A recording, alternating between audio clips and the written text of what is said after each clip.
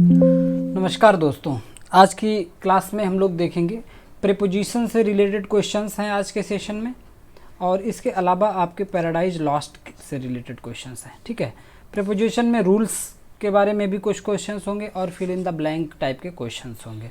Paradise Lost से important quotation, important lines से related MCQs आपको देखने को मिलेंगे। डेली ये क्लास हम लोग करते हैं, सुबह को आपको ये क्लास मिलती है और 30 क्वेश्चंस होते हैं, इंपॉर्टेंट क्वेश्चंस। तो ग्रामर और लिटरेचर मिक्स क्वेश्चंस होते हैं। पहला क्वेश्चन देखते हैं आज की क्लास में क्या है। Who says the mind is its own place and in itself can make a heaven of hell, a hell of heaven. किसने ये सेंटेंस, किसने ये बात बोली थी, और बहुत ही मोटिवेशनल लाइन है। कहा कि जो माइंड है वो अपने आप में खुद ही एक ऐसा स्थान है, माइंड अपने आप में खुद ही इतनी ताकत रखता है, एंड इन इटसेल्फ, और अपने आप में, can make a heaven of hell, कहीं जो नर्क है उसे, जो हेवन है स्वर्ग है उसे नर्क बना सकता है, और जो हेल है, जो नर्क है वो उसे स्वर्ग बना सकता है। यानी ये बात बोली गई है सैटर्न के द्वारा। सैटर्न बोलता है कि जो माइंड है, माइंड का ही पूरा खेल है। अगर हम चीज़ों को अगर अपने लिए बुरा समझ लेते हैं, ये समझ लेते हैं कि परिस्थितियाँ बहुत गलत हैं, तो वो गलत हैं। अगर हम उन्हें अच्छा समझने की कोशिश करें तो उनमें अच्छाई भी है ना। यानी अच्छी से अच्छी चीज़ माइंड के लिए बुरी भी हो सकती है, और बहुत नुकसानदायक चीज़ें भी हमारे लिए फ़ायदेमंद और हेवन साबित हो सकती हैं। ठीक है, ऑप्शन बी है, सैटर्न के द्वारा बोला गया है ये बात। वो सैटर्न बहुत ही मोटिवेशनल स्पीकर है और अच्छी लीडिंग क्वालिटी है उसके अंदर। द बॉय इज़ लाइंग, ठीक है, तो दुष्टी, थोड़ा सा ये बात ध्यान तो रखनी होगी, लेकिन वो कैसे अपने लीडरशिप का प्रयोग करता है तो वो बात उसकी जानने योग्य है, समझने योग्य है। The boy is lying, the book is lying, जो बुक्स हैं वो लाई करते हैं, कहाँ हैं, ऑन द टेबल। ठीक है, जो बुक्स हैं वो किताबों पर, वो जो बुक्स है वो टेबल पर पड़ी हैं। ऑप्शन ए सही आंसर है। नेक्स्ट है paradise lost opens with an invocation to which muse. Paradise lost की शुरुआत होती है तो एक इन्वोकेशन के साथ इसकी बिगिनिंग होती है, और कोई भी एपिक होता है उसकी शुरुआत में इन्वोकेशन होता है। ठीक है, क्योंकि एक बहुत बड़ा वर्क होता है, तो कोई भी पोएट होता है वो अपने जो ईष्ट देव होते हैं उन्हें इन्वोक करता है और कहते हैं कि हमारे इस बड़े कार्य में हमारी मदद करो, एड दो हमें, है ना, मदद कीजिए। तो इन्वोकेशन करते किस म्यूज की, कौन सी देवी की, तो उस देवी का नाम है यूरेनिया। जॉन मिल्टन यूरेनिया से रिक्वेस्ट करते हैं कि इस हमारे महान कार्य में मेरी मदद करो। ठीक है, ऑप्शन बी सही आंसर है। तो बुक फर्स्ट में देखने को मिलती है, और ये बात फिर से ये बुक 7 में यूरेनिया को याद करते हैं। नेक्स्ट है he has not spoken to me.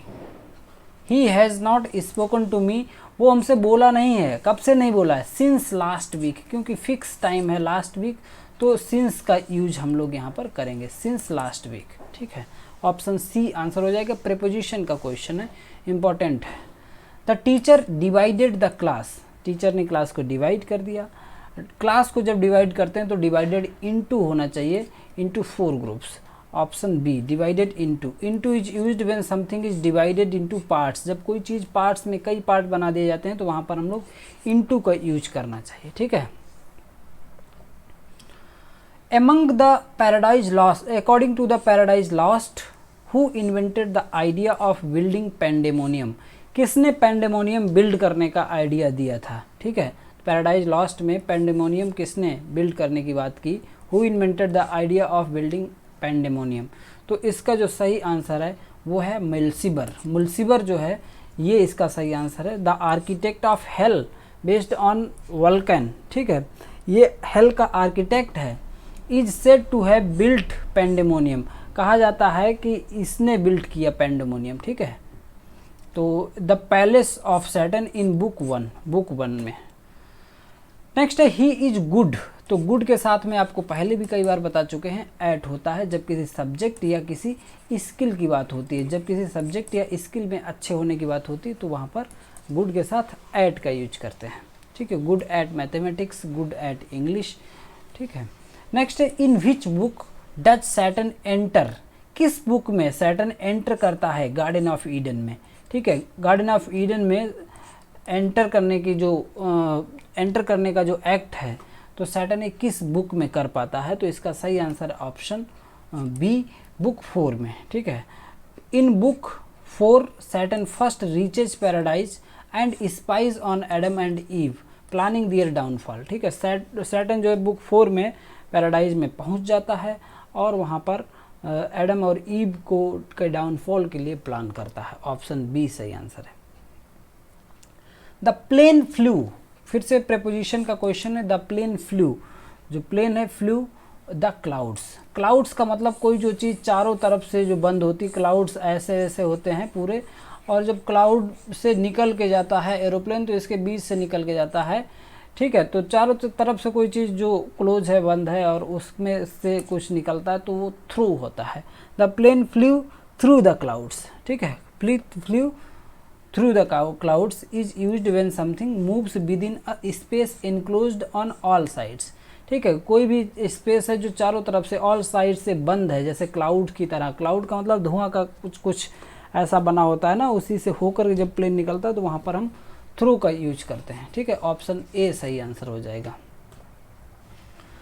The line abashed the devil stood and felt how awful goodness is. Abashed the devil stood and felt how awful goodness is, ये line है जब Satan देखता है innocence of Adam and Eve, एक दूसरे से इतना लगाव है, इन्हें इतना प्यार करते हैं और इतना सच्चा प्यार सैटर्न पहली बार देखता है, क्योंकि इसके अंदर तो दुष्टताएं हैं, इसके अंदर तो प्यार वाली तो कोई बात ही नहीं है, ठीक है। ये सैटर्न जो है क्योंकि क्या बोलते हैं, ये तो विलेन टाइप का है एक, ठीक है। तो विलेनस इसमें आदतें हैं, तो ये जो सच्चा प्रेम है ये देख के ये क्या करता है, ये अचंभित रह जाता। And felt how awful goodness is, और कितनी घटिया अच्छाई है इसमें। ऑफुल गुडनेस का मतलब इसे तो वो अच्छाई भी घटिया लग रही है ना, ये सेंस है यहाँ पर, इसीलिए जॉन मिल्टन इस तरीके से लिखते हैं। ऑप्शन सी सही आंसर है। चलिए डिटेल देखते हैं इसकी क्या है। In book 4 Saturn is momentarily struck by the pure love and beauty of Adam and Eve and feels internal conflict। जब सैटर्न देखता है इन दोनों को, एडम और ईव को, तो ये कॉन्फ्लिक्ट में, एक द्वंद्व में पड़ जाता है। कहता है भाई क्या बात है, ठीक है, क्या इनके बीच में प्योर लव है, क्या ब्यूटी है, तो ये सारी चीज़ें हैं। ऑप्शन सी इसलिए आंसर है यहाँ पर। ही वॉज डिबार्ड, उसे डिबार कर दिया गया। तो डिबार्ड क्या हो जाएगा, एग्जाम से डिबार करने के सेंस में यहाँ पर हमारे पास होना चाहिए फ्रॉम, डिबार फ्रॉम। डिबार का मतलब प्रतिबंध लगा देना, यानी वो अब अगली परीक्षाओं में नहीं बैठ सकेगा। तो he was debarred from appearing in the examination, तो यहाँ पर आना चाहिए आपके पास from. Option B. The policy is प्रिजुडिशियल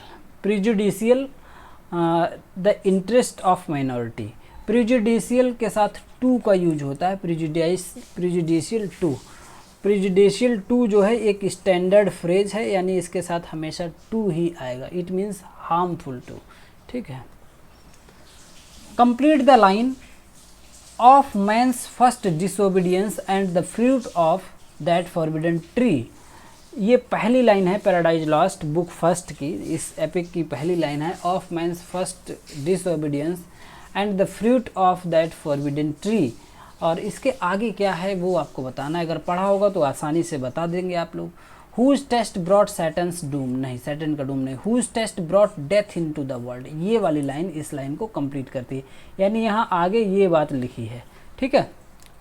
of man's first disobedience, जब मैंने पहली बार डिसोबीडियंस किया था, गॉड की आज्ञा को डिसोबे किया था, मैन कौन, एडम और Eve, and the fruit of that forbidden tree, और जो फॉरबिडन ट्री है जिसका फ्रूट नहीं खाना था उस फ्रूट को खा लिया था, तो क्या था, whose taste brought death into the world, और उसी के टेस्ट, उसी की वजह से दुनिया में डेथ आई। इससे पहले कोई भी डेथ नहीं होती थी, यानी कोई भी मरता नहीं था दुनिया में।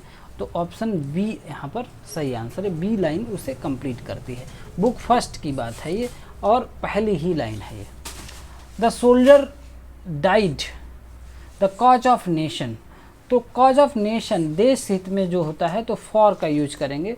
The soldier died for the cause of nation, died for यहाँ पे यूज हो जाएगा। सेक्रीफाइस करना मतलब अपना सेक्रीफाइस करना। और डाइड ऑफ का यूज होता है used with cause of death like disease, ठीक है। अगर किसी बीमारी से डेथ होती है तो डाइड ऑफ, और फिर उस बीमारी का नाम डाइड ऑफ वहाँ यूज होगा। यहाँ डाइड फॉर समथिंग, ठीक है, died for cause of nation, option A यहाँ पर है। The child was cured, the child was cured a serious illness, तो cured of, the child was cured of a serious illness, तो यहाँ पर illness बीमारी डिसीज़ के लिए ऑफ का यूज करते हैं। क्लास को लाइक कर दीजिए और चैनल पर नए हैं तो चैनल को सब्सक्राइब जरूर कर लीजिए, जिससे कि आपको सारी इंपॉर्टेंट क्लासेस मिलती रहें। अगला क्वेश्चन है who is the speaker of the line, ये लाइन कौन बोलता है। Better to reign in hell, hell में राजा बन के रहना है, हेल में शासन करना अच्छी बात है। देन सर्व इन हेवन, स्वर्ग में सेवा करने, स्वर्ग में नौकरी करने, स्वर्ग में चपरासी बनकर रहने से अच्छा है कि हेल में राजा बनकर रहो, ठीक है। तो हेवन, इसके लिए मैंने पैराडाइज लॉस्ट की इंपॉर्टेंट लाइंस जितनी भी हैं बहुत पहले करीब 3 वीडियो हैं इसकी पैराडाइज लॉस्ट की, जो शुरुआत की इंपॉर्टेंट लाइंस मैंने सारी कराई हैं। 3 क्लासेस आपको चैनल पर मिल जाएंगी, आप लोग विजिट करेंगे, अच्छे से चेक करेंगे तो आपको वहाँ पर मिल जाएंगी, ठीक है। तो उसमें ये सारी लाइन कवर कर रखी हैं पहले से मैंने। Better to reign in hell, Satan ऐसा मानता है कि हेल में अगर शासन कर रहे हो तो वो अच्छी बात है, न जो स्वर्ग में हेवन में नौकरी करने से, ठीक है। तो ये बात कौन बोलता है, ऑप्शन बी है, सैटर्न बोलता है, ठीक है, क्योंकि सैटर्न में है राजा बनने की इच्छा। He jumped the well to save the child, बच्चे को बचाने के लिए कोई कुएं में कूदा, तो कुएं में अंदर कूदने के सेंस में जंप्ड इनटू का यूज होगा, जंप्ड इनटू द वेल, तो ऑप्शन बी हो जाएगा। बहुत आसान क्वेश्चन है, कोई दिक्कत नहीं होनी चाहिए इस क्वेश्चन में। अगला क्वेश्चन देखो, इंपॉर्टेंट है और मज़ेदार है। What is the subject of paradise lost as stated in the opening line, paradise lost की ओपनिंग लाइन पढ़ते हैं तो कौन सा, क्या इसका सब्जेक्ट है, क्या पता चलता है। सैटर्न का रिविलियन, सैटर्न का विद्रोह पता चलता है, क्या है मेन स्टोरी, क्या है इसका विषय, क्या है पैराडाइज लॉस्ट का। The story of Adam and ewe, Adam और ईव की स्टोरी है। The fall of man, the war in heaven, तो क्या स्टोरी है, तो द फॉल ऑफ मैन की स्टोरी है। पैराडाइज लॉस्ट में जो मैन का मतलब एडम और ईव हैं, इनका फॉल हो जाता है, ये इन्हें पैराडाइज लॉस्ट से, पैराडाइज से बाहर कर दिया जाता है, गार्डन ऑफ ईडन से बाहर कर दिया जाता है। क्योंकि इन्होंने गॉड को डिसोबे किया है, गॉड की बात नहीं मानी। गॉड ने कहा था कि एक जो फॉरबिडन ट्री है और इसके इस पेड़ से जो फल हैं वो आपको नहीं खाने हैं, लेकिन क्या है कि इन्होंने वो फल उस पेड़ से जो फल थे वो खाए, ठीक है, वो फल टेस्ट किया, तो इस वजह से इनका फॉल हुआ। और इसी घटना को कहते हैं पैराडाइज लॉस्ट, क्योंकि जो इनका पैराडाइज था, जिस पैराडाइज में ये रहते थे, वो लॉस्ट हो गया। लॉस्ट का मतलब खो गया, इनसे छिन गया, तो यही घटना है फॉल ऑफ मैन की। ऑप्शन सी इसका सही आंसर है। अगला क्वेश्चन है प्रीपोजिशन का। We met him the railway station, हम उससे मिले, कहाँ मिले, रेलवे स्टेशन। तो ऐसी कंडीशन में एट का यूज करते हैं। At is used for points and specific locations like station, airport, ठीक है। कोई स्पेसिफिक लोकेशन की बात होती है या किसी विशेष पॉइंट पर मिलने की बात होती है तो वहाँ के लिए हम लोग एट लगाते हैं, जैसे at the station, at the airport, ठीक है। तो इस सेंस में ऑप्शन बी सही आंसर है यहाँ पर। Him the Almighty power hurled headlong flaming from the ethereal sky refer to whom, किसके लिए ये लाइन है, किसके लिए ये लाइन यूज हुई है। Him the Almighty power, him का मतलब उसे, अलमाइटी पावर मीन्स गॉड ने, ठीक है, अलमाइटी पावर का मतलब सर्वशक्तिमान यानी गॉड ने।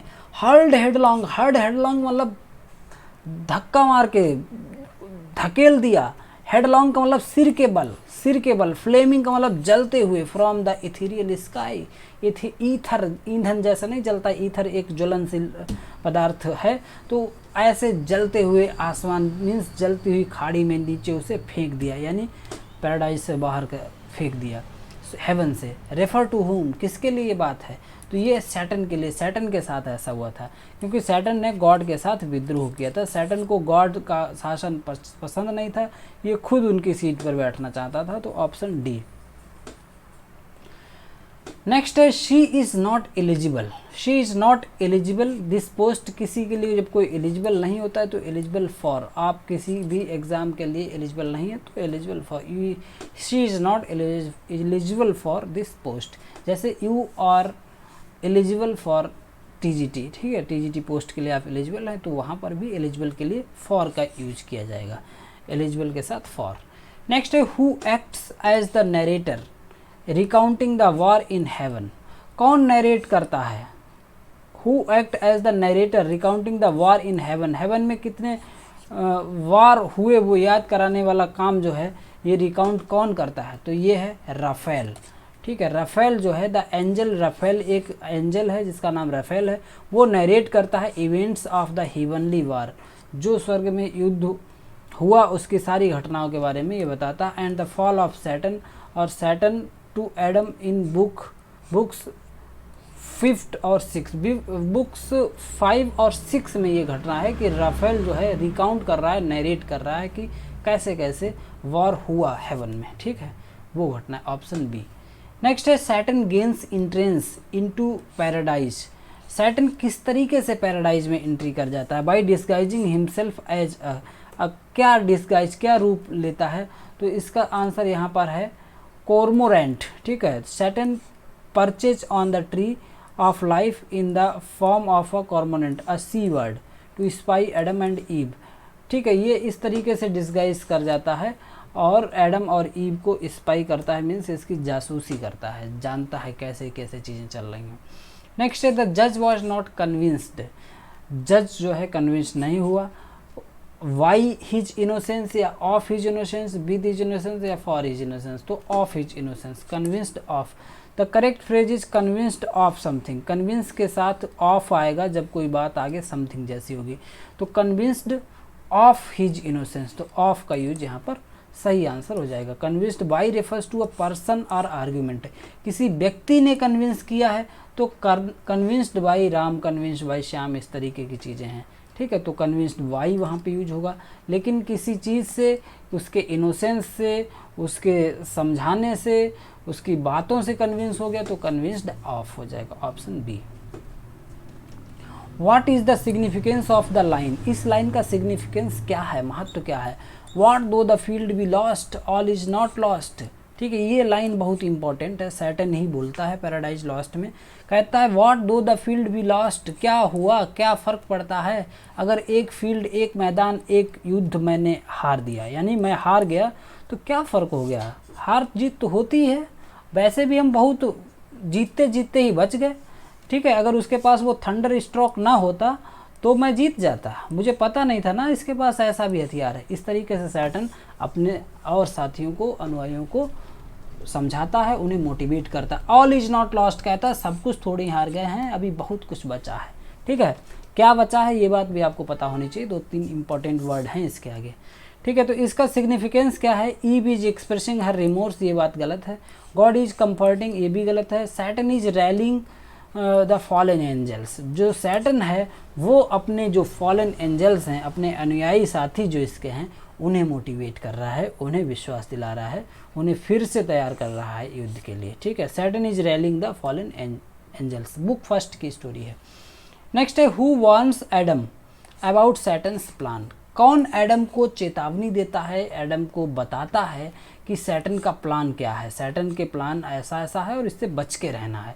बुक 5 की बात है ये, तो एडम को ये बात बताता है राफेल, ठीक है, राफेल बताता है। Raphael is sent by God, God ने राफेल को भेजा है, कहा जाकर के एडम को बता दो, समझा दो कि सैटर्न का प्लान ऐसा ऐसा है, वो तुम्हें टेम्प्ट करने के लिए आएगा, तुम्हें लुभाने के लिए, तुम्हें बेवकूफ़ बनाने के लिए आएगा। And to prepare him with knowledge, और बहुत होशियार रहने की ज़रूरत है, ऑप्शन सी है। तो राफेल जाता है सैटर्न का प्लान बताने के लिए एडम को, ठीक है, एडम को अवेयर करने के लिए। नेक्स्ट है she has been waiting you for 2 hours, तो वेटिंग 2 आवर्स का मतलब ये अनिश्चित टाइम है, पीरियड ऑफ टाइम है, तो यहाँ पर हम फॉर का यूज करेंगे, she has been waiting for you. ठीक है, वैसे तो फॉर यहाँ पे लगा है, यहाँ पर वेटिंग फॉर आना चाहिए, वेटिंग के साथ में वेट फॉर समवन। ठीक है, तो यहाँ पे फॉर का यूज होगा, option B.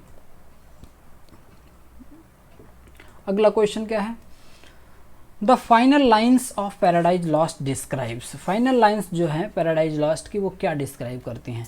The angels celebrating victory, angels victory को सेलिब्रेट कर रहे हैं लास्ट में, या क्या है? Gates of hell closing, hell के गेट क्लोज हो रहे हैं, या Adam and Eve living paradise, या Satan ruling in hell, Satan hell में रूल कर रहा है वो दिखाया गया। तो पैराडाइज लॉस्ट की जो फाइनल लाइन है उससे ये बात स्पष्ट होती है कि एडम और ईव जो हैं वो पैराडाइज को छोड़ रहे हैं, क्योंकि इन्हें छोड़ना ही पड़ेगा, इन्होंने गॉड की बात को डिसोबे किया है। ऑप्शन सी इसका सही आंसर है। ठीक है, इसीलिए तो पैराडाइज लॉस्ट इस एप्पल का नाम रखा गया। ठीक है, तो पैराडाइज लॉस्ट इसलिए ही रखा गया है कि पैराडाइज जो था इनका वो लॉस्ट हो गया, खो गया, छिन गया, ये सेंस है यहाँ पर। और ये सारे इंपॉर्टेंट क्लास आज के 30 क्वेश्चन हम लोगों ने कंप्लीट कर लिए हैं। क्लास अगर आपको अच्छी लगी है तो लाइक ज़रूर कर दीजिए, और अगर चैनल अभी भी सब्सक्राइब नहीं किया तो ऐसे ही वैल्यूएबल और प्राइसलेस कंटेंट को वॉच करने के लिए, देखने के लिए, तैयारी को स्ट्रॉन्ग करने के लिए अभी तुरंत सब्सक्राइब कर लें, जिससे कि सारे वीडियोज़ के नोटिफिकेशन आप लोग को मिल सके। ठीक है, मिलेंगे किसी अगली क्लास में। Till then keep learning and keep watching. Thank you.